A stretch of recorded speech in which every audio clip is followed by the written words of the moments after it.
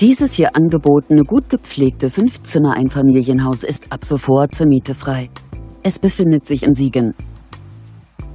Das im Jahr 1976 erbaute Gebäude wird über eine Ölzentralheizung beheizt.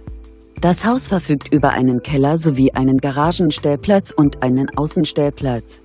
Es hat 3 Schlafzimmer, ein Badezimmer und eine Gästetoilette. Die Ausstattung befindet sich in einem ordentlichen Zustand.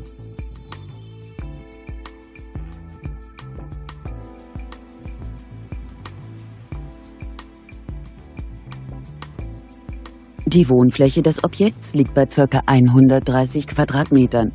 Die Kaltmiete der Immobilie beläuft sich auf 730 €. Wir informieren Sie gerne unter eingeblendetem Kontakt näher.